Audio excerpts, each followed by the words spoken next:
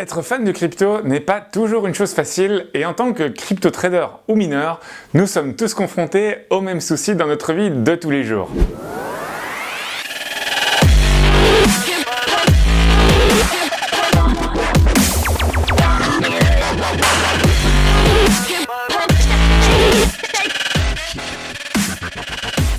Pour ceux qui en font leur activité, tu as toujours du mal à répondre à la question « Tu fais quoi dans la vie ?»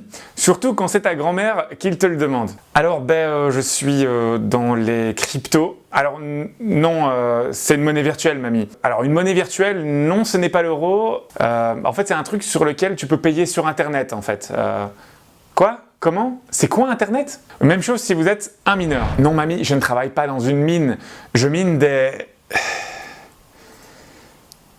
Et si tu en parles à tes parents, c'est inévitablement pour s'entendre dire qu'ils ont entendu à la télé que c'était du vol, une pyramide de Ponzi, que cela ne reposait sur rien et qu'en fait, tu perdais complètement ton temps et ton argent. Et même quand tu en parles à tes amis. Les cryptos? Mais c'est mort ça! Les cryptos? Mais c'est pas mort ça! Et oui, c'est dur. Du coup, on trouve des alternatives. Alors il y a ceux qui essayent de noyer leur interlocuteur de termes qu'ils comprendront pas forcément en espérant que ça n'ira pas plus loin. Tu sais, en gros, je travaille dans le secteur financier des nouvelles devises virtuelles inscrites dans la blockchain et validées par des processus cryptographiques sous forme de validation, de proof of work, proof of stake ou même de consensus, tu vois. Il y a aussi ceux qui vont plutôt dévier sur la technologie. Alors, je travaille sur l'environnement blockchain, c'est la prochaine révolution technologique mondiale, je ne sais pas si tu connais. Ou encore, ceux qui vont éviter d'aborder le sujet. Je fais quoi dans la vie? Oh, regarde l'oiseau là, c'est fascinant! Mais c'est aussi se prendre tout le temps les mêmes questions à tous les repas de famille et avec les amis. Alors, comment ça va avec les bitcoins là? Non mais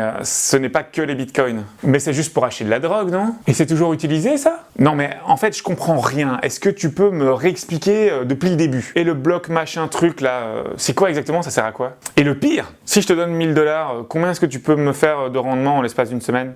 Le truc, c'est qu'avec ce genre de questions, tu es souvent parti pour des explications interminables avec tout autant de questions. Et alors que tu étais juste venu fêter l'anniversaire de ton petit-neveu, tu te retrouves à devoir répondre à ton cousin, ensuite à ton oncle qui arrive en cours de conversation et qui n'a pas suivi, donc à qui il faut tout réexpliquer, et enfin à sa femme qui l'a interpellé parce qu'elle doit entendre ça puisqu'ils ont vu le reportage sur la une ensemble. Mais être dans le secteur des crypto-monnaies, c'est aussi devenir bipolaire et c'est très important que sa famille comprenne cette maladie qui nous atteint tous. Car ils peuvent nous voir en matinée super heureux, à vouloir faire des cadeaux, à organiser déjà un tour du monde de 1 an car le BTC est monté de 8%, et la même après-midi tomber en grave dépression.